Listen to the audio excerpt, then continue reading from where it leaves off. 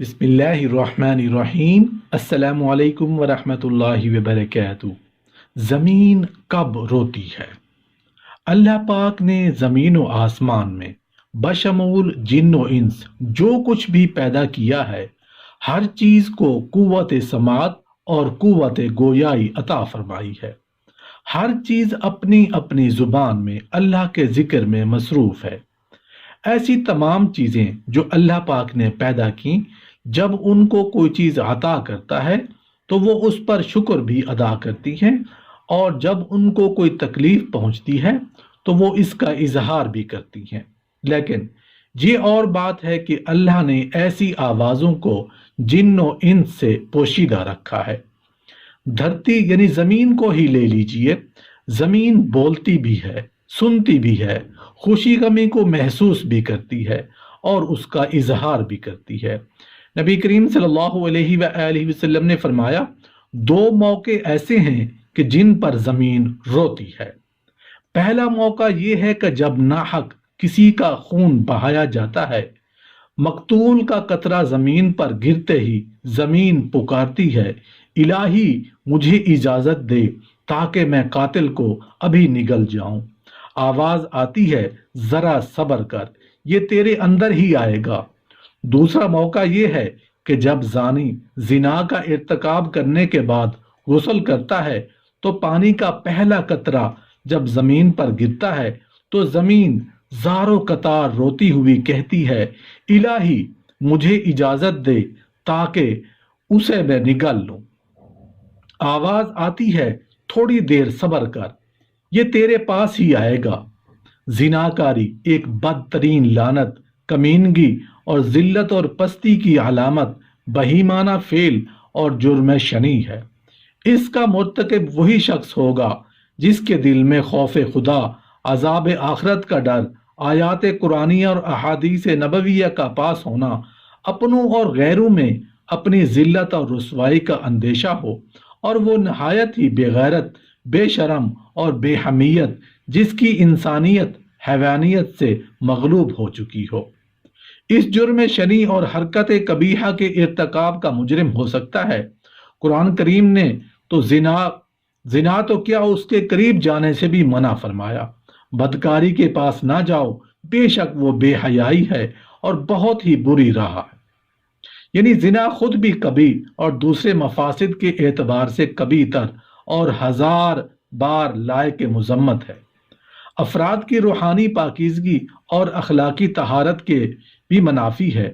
روحانیت کے چہرے پر ایک بدنما داغ اور جسمانی معاشرتی مضرتوں کے لحاظ سے بھی قابل نفرت ہے۔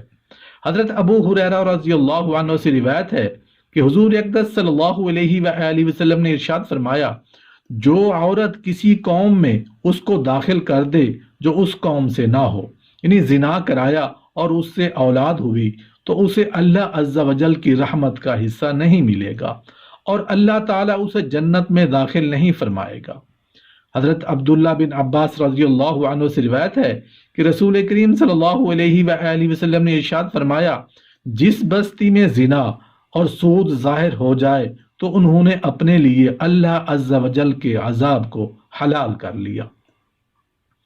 حضرت عمرو بن عاص رضی اللہ عنہ سے روایت ہے کہ نبی اکرم صلی اللہ علیہ وآلہ وسلم نے ارشاد فرمایا، جس قوم میں زنا ظاہر ہوگا وہ قحط میں گرفتار ہوگی، اور جس قوم میں رشوت کا ظہور ہوگا وہ رعب میں گرفتار ہوگی۔ حضرت بریدہ رضی اللہ عنہ سے روایت ہے کہ سرکار دو عالم صلی اللہ علیہ وآلہ وسلم نے ارشاد فرمایا، ساتوں آسمان اور ساتوں زمینیں بوڑھے زانی پر لعنت کرتی ہیں، اور زانیوں کی شرمگاہ کی بدبو جہنم والوں کو ایذا دے گی۔ نبی کریم صلی اللہ علیہ وآلہ وسلم نے فرمایا، زنا سے 6 باتیں ظہور پذیر ہوتی ہیں، 3 دنیا میں، 3 آخرت میں۔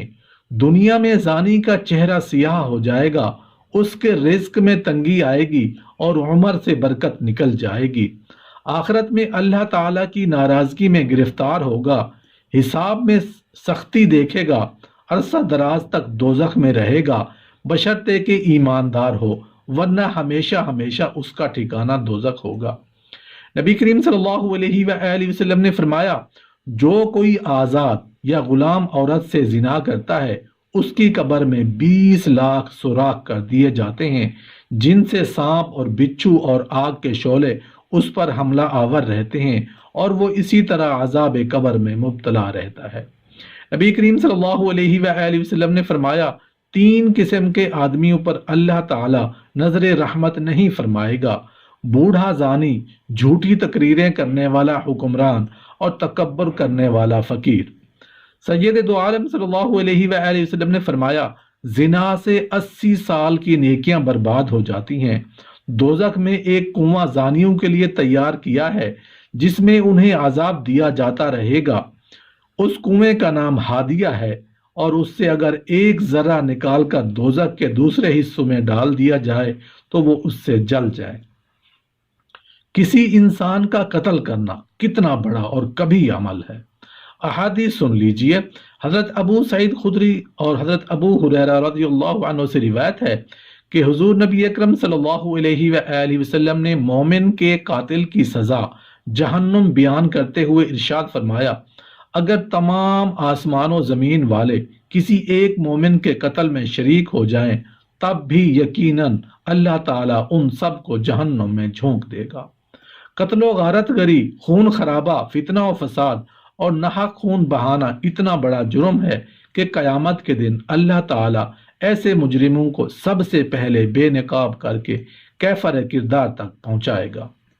حضرت عبداللہ بن مسعود رضی اللہ عنہ بیان کرتے ہیں کہ حضور نبی اکرم صلی اللہ علیہ وآلہ وسلم نے خون ریزی کی شدت بیان کرتے ہوئے ارشاد فرمایا قیامت کے دن سب سے پہلے خون ریزیت کا فیصلہ سنایا جائے گا۔ حضرت عبداللہ بن عمر رضی اللہ عنہ سے روایت ہے کہ نبی کریم صلی اللہ علیہ وآلہ وسلم نے باہمی خون خرابہ اور لڑائی جھگڑے کے تباہ کن نتائج سے خبردار کرتے ہوئے فرمایا کہ قتل و غارت گری اتنا بڑا جرم ہے کہ اگر کوئی فرد یا طبقہ اس میں ایک مرتبہ ملوث ہو جائے تو پھر اسے اس سے نکلنے کا راستہ نہیں ملے گا۔ حضرت انس رضی اللہ عنہ سے روایت ہے کہ تاجدار رسالت صلی اللہ علیہ وآلہ وسلم نے ارشاد فرمایا بڑے کبیرہ گناہوں میں ایک کسی جان کو ناحق قتل کرنا ہے۔ کسی مسلمان کو ناحق قتل کرنے والا قیامت کے دن بڑے خسارے اور کا شکار ہوگا۔ حضرت ابو بکر صدیق رضی اللہ عنہ سے روایت ہے کہ نبی کریم صلی اللہ علیہ وآلہ وسلم نے ارشاد فرمایا اگر زمین و آسمان والے کسی مسلمان کے قتل پر جمع ہو جائیں تو اللہ تعالیٰ سب کو اوندھے منہ جہنم میں ڈال دے گا۔ اللہ پاک ہم سب کو اعمال صالحہ کرنے کی توفیق عطا فرمائے، آمین یا رب العالمین۔